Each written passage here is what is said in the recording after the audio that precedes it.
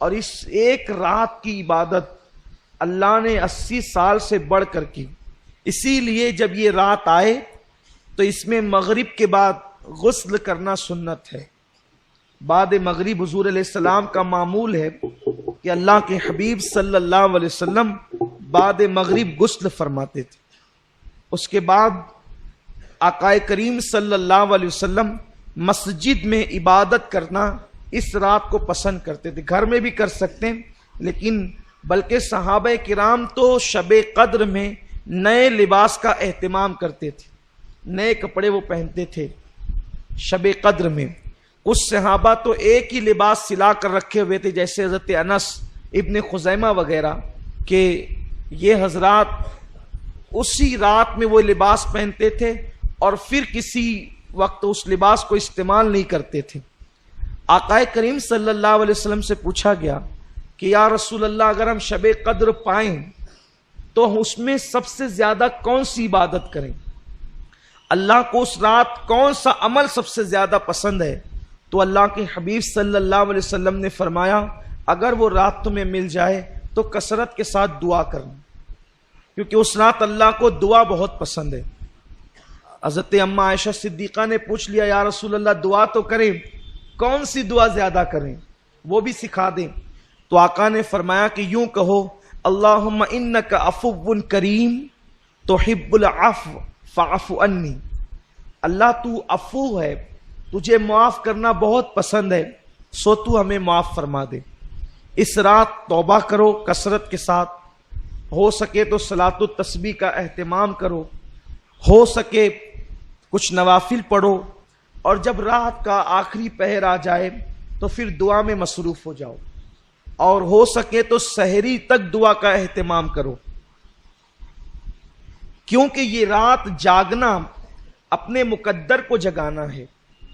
جو اس رات کو جگ گیا وہ 80 سال عبادت میں آگے ہو گیا. اور خاص طور پر بہت اہم بات عرض کرنے جا رہا ہوں، جتنی عبادتیں بھی آپ کرتے ہیں اللہ اس کو قبول کر لے تو اس پر انعام کیا ملتا ہے؟ جیسے کسی نے حج کیا تو حج کرنے والے کے سارے گناہ معاف ہو جاتے ہیں، وہ ایسے پاک ہو جاتا ہے جیسے ابھی اپنی ماں کے پیٹ سے پیدا ہو. اسی طرح جمعہ کی نماز پڑھ کے جانے والا ہفتے بھر کے سارے گناہ معاف ہو جاتے ہیں. اسی طرح رمضان شریف کے روزے رکھنے والا گزشتہ رمضان شریف اور اس رمضان شریف کے درمیان جتنے گناہ کیے تھے اللہ سب معاف کر دیتا ہے، سارے گناہ معاف ہوتے ہیں.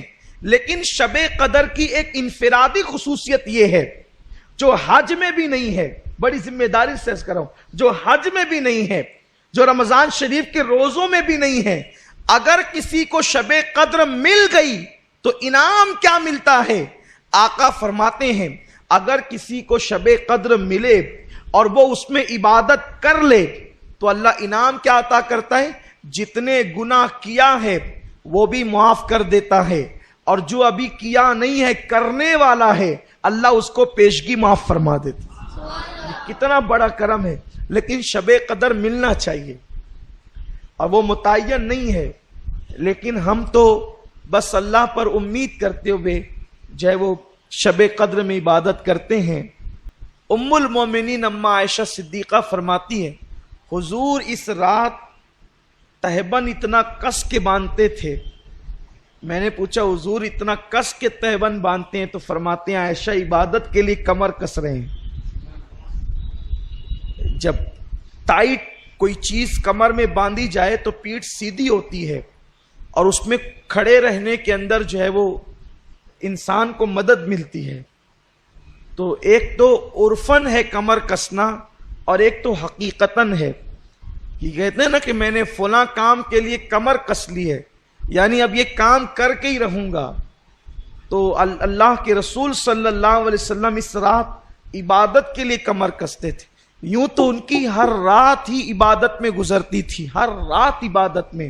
بلکہ اللہ فرماتا ہے، ابھی آپ نے سنا نا، یا ایھا المزمل قم اللیل الا قلیلا، اے میرے محبوب، اے جھرمٹ مارنے والے پیغمبر، آپ پوری رات عبادت نہ کیا کریں، کچھ سو بھی جایا کریں. یعنی جس کی عبادتوں کو دیکھ کر خدا فرماتا ہے کچھ آرام بھی کر لیا کریں، تھوڑا کچھ آرام بھی کر لیا کریں۔ عبادت کا اتنا ذوق تھا، لیکن اتنی عبادت کرنے والے رسول شب قدر میں اور زیادہ کرتے تھے۔ فرماتی تھی اماں عائشہ کہ حضور علیہ السلام سال بھر جتنی عبادت کرتے تھے اس سے زیادہ کثرت کے ساتھ میرے آقا شب قدر میں عبادت کرتے۔